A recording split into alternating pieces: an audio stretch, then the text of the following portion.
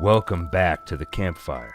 Sit down, feel its warmth, stare into the flame, and see tonight's tale titled Footsteps. At a young age, whenever I mentioned the footsteps, my parents were very confused and eventually worried. Around age 10, when I understood it was abnormal to hear footsteps every night before bed, I stopped mentioning them. In my early 20s, I finally tried addressing the issue head-on with several doctors. The antipsychotics I ended up taking did dull the sound of footsteps somewhat, but they also dulled pretty much everything else. So I'm now unmedicated and simply accepting that every night, just after sundown, I will hear footsteps. Obviously, I'm used to the footsteps, and believe it or not, they don't bother me anymore. In fact, I don't think I could fall asleep without them. The rhythmic clicking of dress shoes stepping on a hardwood floor are simply part of falling asleep now. However, as of about a week ago, they've been keeping me up at night, because they're changing. At first, it was simply that the footsteps became louder. It was subtle the first night, and less subtle the following night when it became clear they were getting closer to me. Don't get me wrong. No part of me actually believed someone was walking around in the ether somewhere and I was hearing it. I assumed that I was a little crazy, but thankfully not axe murderer crazy, just mild inconvenience crazy. The next change was the quality of the sound. Since I was young enough to form memories, the rhythm of the steps and the surface upon which they walked were always the same. However, the other night it sounded more like walking on gravel, and last night I heard the crunch of leaves with every step. About 8 hours ago, things came to a crescendo. I was laying in bed, alone, staring wide-eyed at the ceiling. It sounded at first like stepping on leaves, and a few minutes later, grass. I got the crazy idea that I was hearing someone walking around my house. Those leaves were from my woods. Were my symptoms getting worse? Did I need to get back on medication? After a 2-hour battle of wills, I caved into my anxious desire to peek out the window. Using my fingers to separate the blinds of my bedroom window, I peeked at my front lawn. I live in the suburbs, so there aren't streetlights or anything by the house. However, there was enough moonlight that I was convinced there was nothing moving out there. I left my bedroom and walked to the kitchen, where I'd have the best view of my backyard and woods. There were no blinds on my kitchen window, which somehow made me feel exposed. So, although I felt silly doing it, I crawled across the kitchen floor to avoid being seen if someone were staring back at me from outside.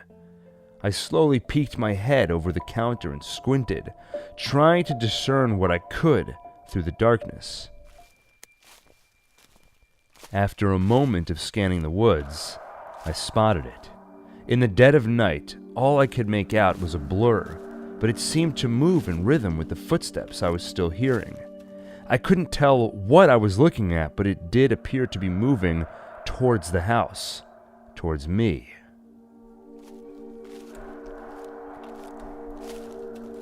I watched it for a minute or two. Eventually, it crossed the threshold from the woods onto the lawn. The sound of the steps pounding from inside of my skull were no longer accompanied by the sound of crunching leaves. Did that mean the thing I was looking at outside was also in my head? Or did I subconsciously alter the sound in my head to be consistent with what I was seeing outside? It got close enough for me to tell it was the shape of a human. Then it stopped moving, and for the first time in my life, I stared into the darkness of night, but heard no footsteps. When I watch horror movies, it always bugs me when the main characters unnecessarily put themselves in danger or wait too long to call the cops. At the first whiff of something strange, call the police, or at least get the hell out of the house.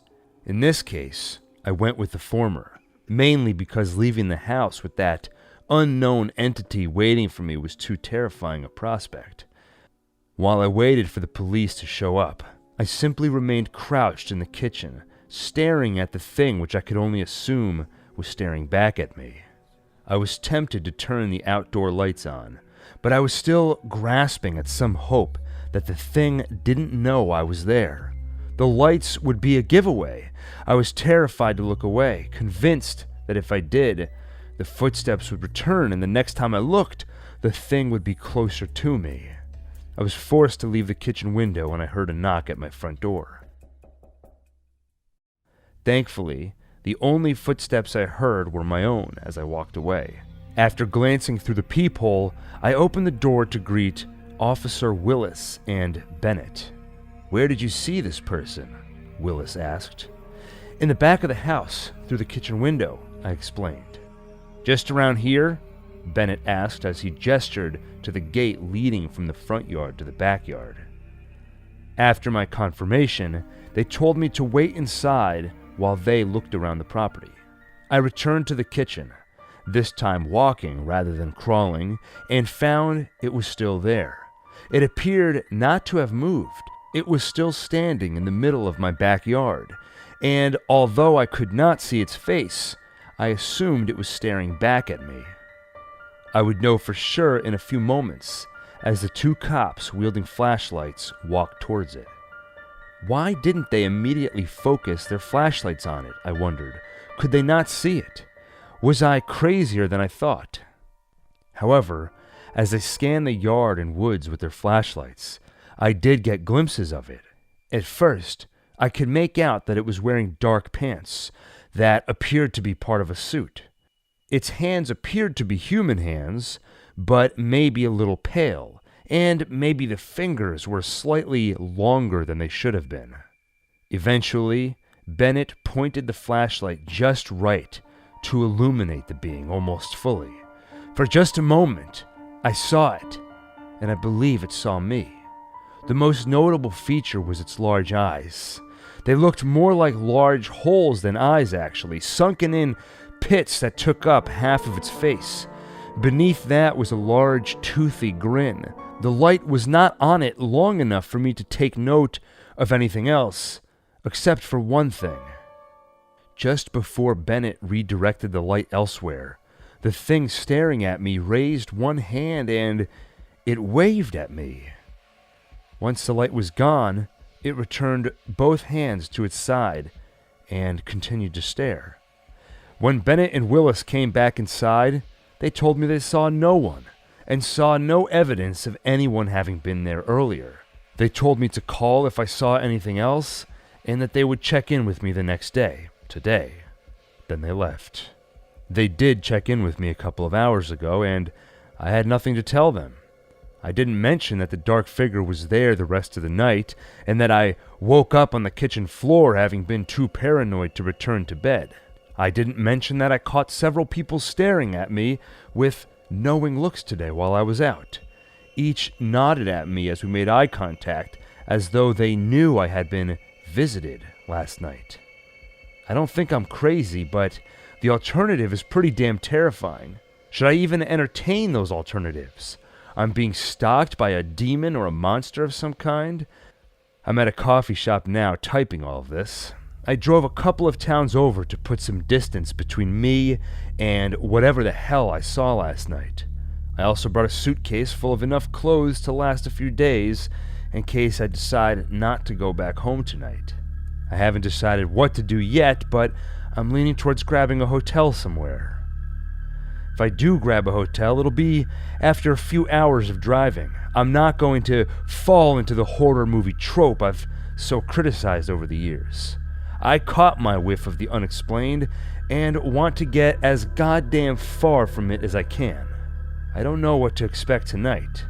I'm not sure what will be worse. If the sun sets and I hear footsteps, things are back to normal, but that means it's coming for me again. If the sun sets and I hear nothing, maybe that means it's already here.